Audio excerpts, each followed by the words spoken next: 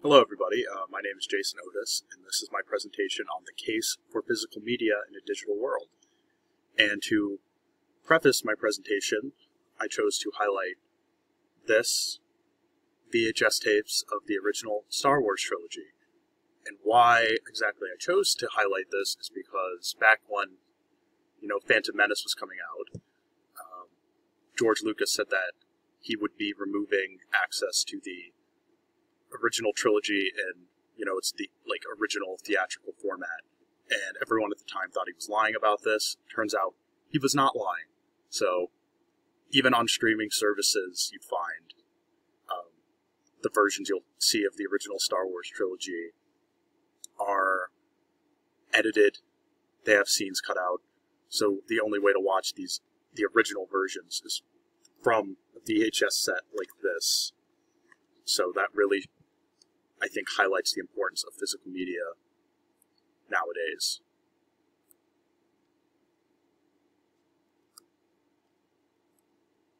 And another example I have here is The Office, because I know a lot of people are fans of The Office, myself included, and what we find is that The Office is streaming on Peacock for $4.99 a month or $9.99 a month without advertisements.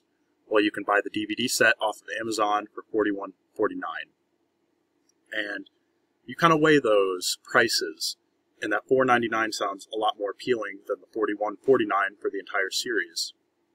But what are you really paying for with that $4.99 a month?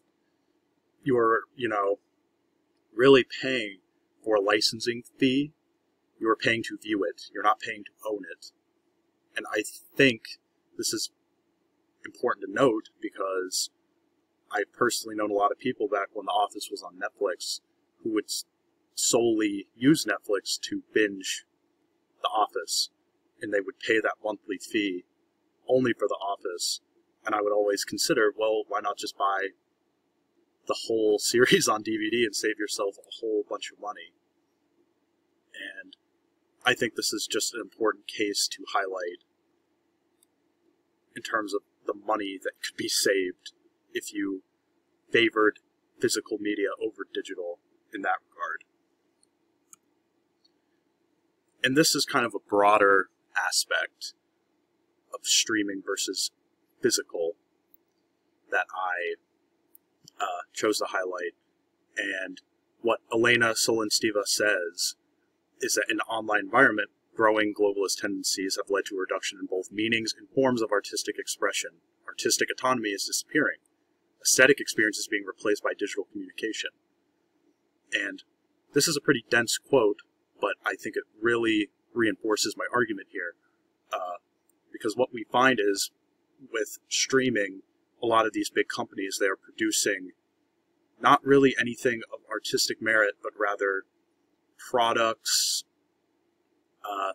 that can become talking points at school or work. And I find this to be something that can be an issue, because our media that we're seeing today, popular media, is nothing really of cultural relevance, and mainly just, like I said, acts as talking points of discussion. And we have this wide circulation of things that are being streamed, and there are things that are being left out of the conversation that a lot of people are unaware of that, have some artistic merit. And because it's not streaming, most people have never viewed it. And I feel like that aspect of streaming is really damaging. So I don't know how that could be solved particularly, but moving on. So what we have here is a screenshot from Family Guy, and it was a offensive joke that they did right after the 9/11 terrorist attacks, and it's Osama bin Laden at an airport. And essentially what ended up happening is the joke got cut. And Sapansky notes in this quote here that there are some political implications to the editing or cutting of, films or TV shows. And I won't read it, but I'll let you guys read it. I think this is, it puts into words something that I've felt about, you know, censorship of, you know, media in many types, especially given, like, controversial actions or things like that, and why possibly we shouldn't censor or edit things like this, even if they are offensive in nature. And here are some more current examples from Disney Plus, because I found that they have edited or removed a lot of things that they host on their streaming platform. And on The Simpsons, you can see here in Season 2 of The Simpsons, we have Episode 1, 2, 3, and so on. Season 3, it starts at Season 3, it starts at Episode 2, and that's because Episode 1 had a Michael Jackson cameo, so they completely cut the episode out of it.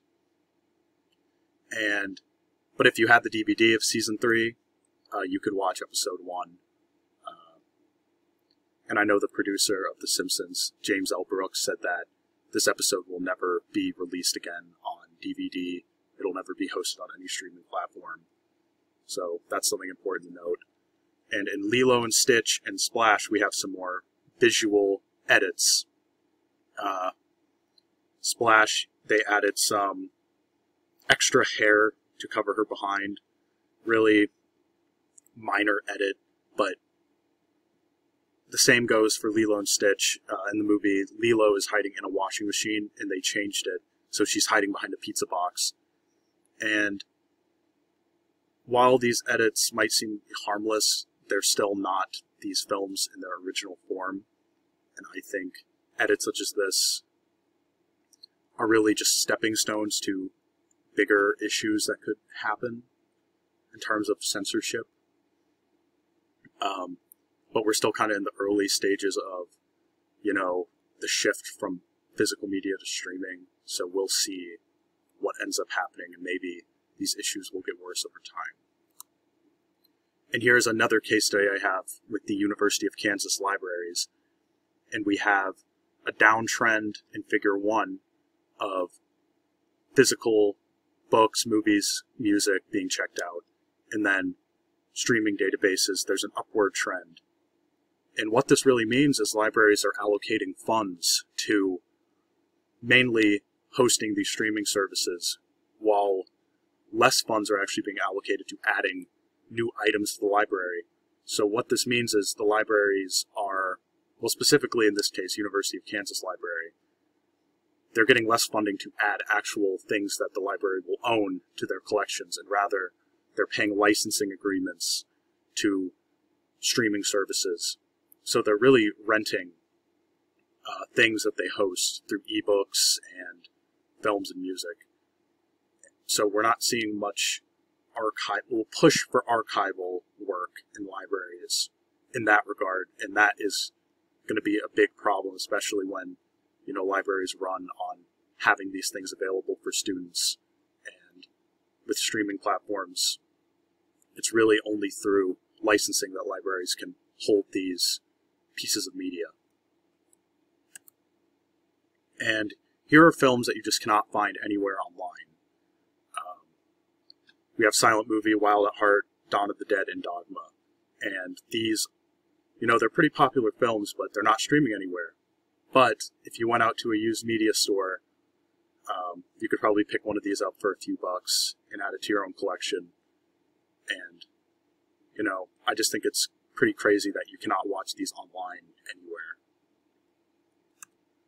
And then what conclusions I have here, especially highlighting the University of Kansas situation. Support your local library, check out books, check out movies, get them physical, make a push so these libraries will get more funding to add more physical media to their collections. And then you can build your own library, add stuff to your own collection, stuff that you won't really find streaming anywhere else. And stuff that could be streaming, stuff that you just like, you don't want to pay a monthly fee for. And you can go to local businesses to find stuff like this, like media stores, and you could get them for only a few bucks and start, cultivating your own library. And my final point here would be to cancel your subscription to streaming services. Don't pay a monthly fee for stuff that you could pay a one-time fee for.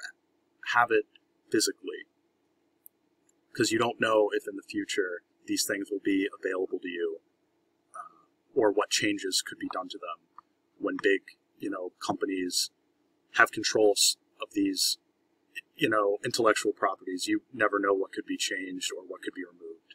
So those are my final thoughts on why physical media is really, really important, and I feel like a lot of people don't think about it and go for the convenience of streaming over the actual ownership of certain pieces of media. And here's my works cited.